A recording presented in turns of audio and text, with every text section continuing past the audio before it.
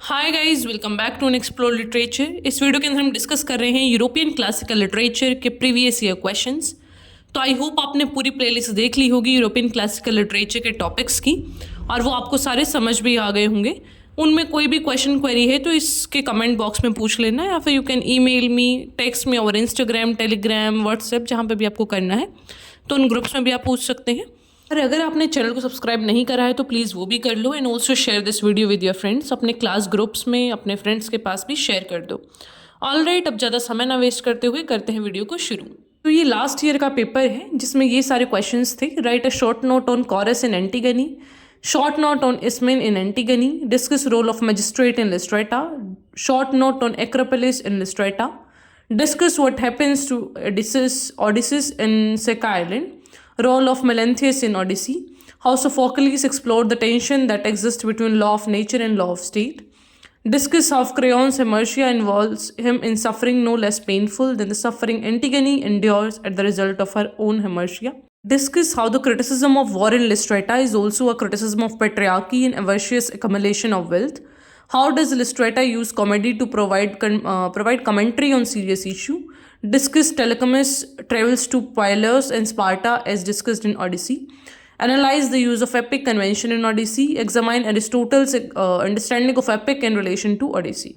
तो ये सारे क्वेश्चंस थे, एक एक करके इनको सबको डिस्कस कर लेते हैं। So the first question is discuss the role of chorus in Antigone. तो सोफोक्लिस का जो प्ले है एंटीगनी, उसमें कोरस का बहुत एक इंपॉर्टेंट रोल था, जो कि अपनी कमेंट्री प्रोवाइड करते हैं थीम्स ऑफ प्ले के ऊपर कि किस तरीके से जो ऑडियंस है उनका इमोशनल इंटेलेक्चुअल जो रिस्पॉन्स है वो ये प्रेजेंट करते हैं। कोरस है जो वो कंपोज्ड है थीबियन एल्डर्स का, मतलब वो थीबियन एल्डर्स थे जो उनसे बना है chorus, and it serve as a bridge between characters and audience. मतलब ये करेक्टर्स हैं जो और ऑडियंस है उनके बीच में एक कनेक्टिंग बॉन्ड का काम करता है। तो बेसिकली आपको लिखना है पहले कोरस होता क्या है और एंटीगनी में स्पेसिफिकली उनका क्या रोल है। तो they offer moral and philosophical insight, जो कि divine law, human law, fate, free will, ये सारे टॉपिक्स पे वो बात करते हैं। जो कोरस है वो एक्सप्रेस करता है अपनी sympathy for Antigone's devotion to her family, and also कि किस तरीके से जो सारे कॉन्सिक्वेंसेज हुए किंग क्रेओन के ऑर्डर से। दे कमेंट कि किस तरीके से एक ब्रॉडर थीम है pride, power, relationship between individual and state का। तो इस तरीके से वो अपना न्यूट्रल स्टैंड से बाद में वॉर्न भी करते हैं to one that warn of danger of hubris and inevitable punishment that follows, कि भाई पहले उनका क्या स्टेंस था और बाद में उनका क्या स्टेंस है। नेक्स्ट क्वेश्चन आता है write short on Ismene in Antigone. तो इसमें एक सेंट्रल कैरेक्टर है सोफोक्लिस के प्ले एंटीगनी में, जिसका रोल था as a sister of the protagonist Antigone. इसमें का जो करेक्टर है that is contrast to her bold and defined sister. ये बड़ी ही कॉशियस है, लो अबाइंडिंग है, लेकिन जो एंटीगनी है वो चूज करती है कि भाई वो क्रेओन की जो बात है उसको नहीं मानेगी और वो अपने भाई पोलिनिसिस को वो है बरी करेगी। जो इसमें है इनिशियली रिफ्यूज़ कर देती है हेल्प करने से, लेकिन बाद में शी फेयर्स दैट कि जो कॉन्सिक्वेंसेज हैं उसके वो बड़े ही चैलेंजिंग होंगे, और जो औरतें हैं उसको चैलेंज नहीं करना चाहिए मेल की अथॉरिटी को। तो आपको कॉन्ट्रास्ट दिखाना है दोनों बहनों के अंदर। लेकिन बाद में जो इसमें इनका करेक्टर है वो इवॉल्व होता है, वो अपना जो डिज़ायर है उसको एक्सप्रेस करती है कि भाई मैं जो पनिशमेंट है वो शेयर करना चाहती हूँ अपनी बहन एंटीगनी के साथ। तो अपनी लॉयल्टी और लव शो करती है अपनी बहन के लिए। जो इसमें इनका रोल है वो हाईलाइट करता है ड्यूटी, ओबीडियंस और tension between families, loyalty and law. वो रिप्रेजेंट करती है traditional submissive role of women को ग्रीक सोसाइटी के अंदर। लेकिन ऑन द अदर हैंड जो हमारी प्रोटैगनिस्ट है एंटीगनी, वो एक रिबेलियस स्पिरिट है, बड़ी ही बोल्ड है, और वो हर एक तरीके से गलत का खिलाफ खड़े होने की हिम्मत रखती है। नेक्स्ट क्वेश्चन आता है discuss role of magistrate in Lysistrata. तो अरिस्टोफेन का जो प्ले है लिस्ट्रेटा, उसके अंदर मजिस्ट्रेट है उनका एक इंपॉर्टेंट रोल है। Though he is not one of the primary characters, क्योंकि प्राइमरी कैरेक्टर्स सारी विमेन हैं, लेकिन इनका जो एक फंक्शन है that is to serve as a representative of authority और सोसाइटल नॉर्म्स, कि स्टेट का क्या रोल था स्पेसिफिकली जेंडर रोल्स को लेके, मिलिट्री पॉलिटिकल सिचुएशंस को लेके। जो मजिस्ट्रेट हैं वो एम्बॉडी करते हैं ट्रेडिशनल अथॉरिटी फिगर्स को। जो मेल पब्लिक ऑफिशियल्स हैं वो बिलीव करते हैं कि जो औरतें हैं उनको पॉलिटिकल और मिलिट्री मैटर्स में इंटरफेयर नहीं करना चाहिए। इस कॉन्टेक्स्ट में his opposition to Lystrata's plan to withhold sex from their husband and lovers, कि भाई ये जो सारी चीज़ें हैं ना तुम्हें नहीं करनी चाहिए, ये तुम बिना बात के टांग अड़ा रही हो हमारे पॉलिटिकल मैटर्स में। जो मैजिस्ट्रेट है उनका इंटरेक्शन है with women highlight the gender conflicts at heart of the play. तो जो मैजिस्ट्रेट की बातें हैं उनके साथ, उनसे पता चलता है कि किस तरीके से जो वुमेन है उनको किस तरीके से देखा जाता था, एंड एक जेंडर कॉन्फ्लिक्ट है जो प्ले के अंदर उसको भी हाईलाइट किया गया है।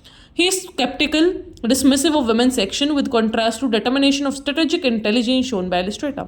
कि यहाँ पे जो लिस्ट्रेटा है वो बड़े डिटरमाइंड है, लेकिन ये बड़े स्केप्टिकल है जो सारा व्यू है वुमेन एक्शंस का उसको लेके।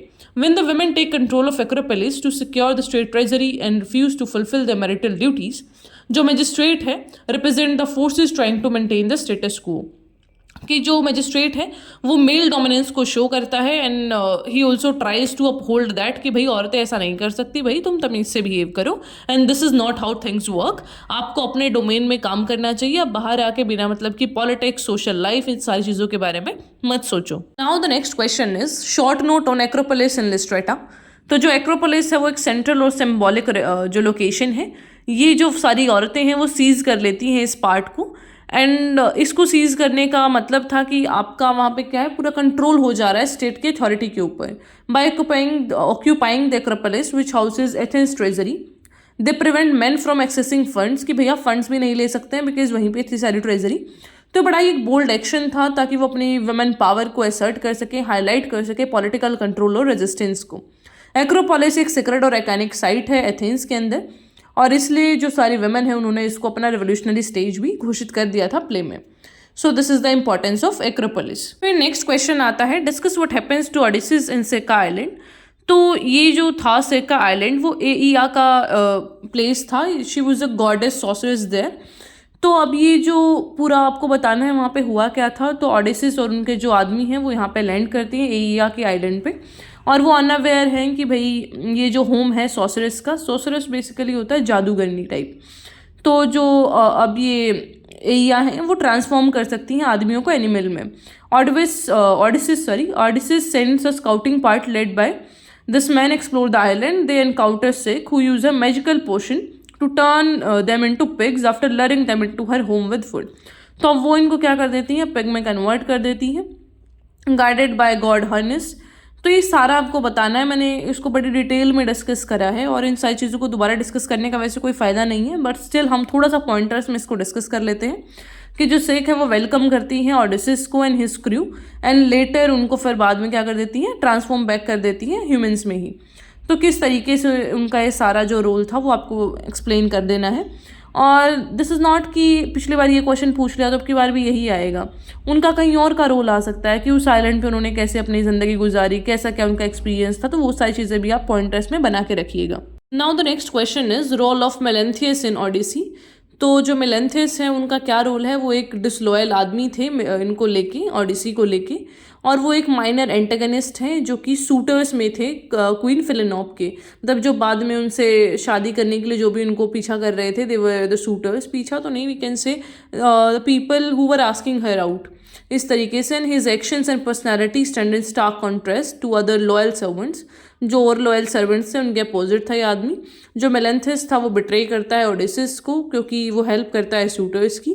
ही प्रोवाइड देम विद सप्लाईज, तो जितने भी लोग आ रहे थे वहाँ पे वो उनको सप्लाई कर रहा था चीज़ों का। And then also the climatic battle in the palace, वो मिसट्रीट करता है ओडिसिस को जो कि एक बैगर बन के आया था वहाँ पे, तो एरोगेंट और क्रुएलिटी को शो करता है।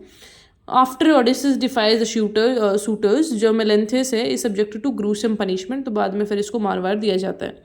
तो इस तरीके से मैं आपको बहुत देर से यही चीज़ें बता रही हूँ कि माइनर कैरेक्टर्स को भी मत छोड़ना। पहले क्या होता था, मेन कैरेक्टर्स आते थे बेसिकली, जो जिनका मेन रोल है कि भाई ओडिसी के बारे में बता दो। अब नहीं होता है ऐसा, अब माइनर कैरेक्टर पूछे जाते हैं। तो एटलीस्ट तुम्हें ये तो आइडिया होना चाहिए कि ये इस प्ले का कैरेक्टर है, ठीक है, ताकि तुम कहानी तो लिख दो, समरी तो लिखो तुम एट द एंड।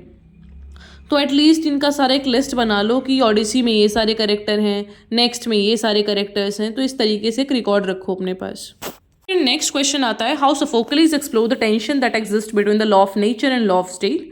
तो यहाँ पे बताएंगे आप एंटीगनी का एग्जाम्पल लेके कि जो सोफोक्लिस का प्ले है एंटीगनी, उसमें एक कॉन्ट्रास्ट दिखाया गया है कि नेचुरल लॉ क्या है और लॉ ऑफ स्टेट क्या है। जो एंटीगनी है वो बिलीव करती है हायर और एटर्नल मॉरल कोड पे कि जो भगवान है वो देखेंगे सब कुछ, जो अच्छा है वो करेगी। तो वो क्रेयॉन के ऑर्डर को ऐसा फॉरबिड कर देती है कि भाई मैं तो अपने भाई का बरियल करूँगी पोलेनिकस का, और ये उसकी सीक्रेट ड्यूटी है।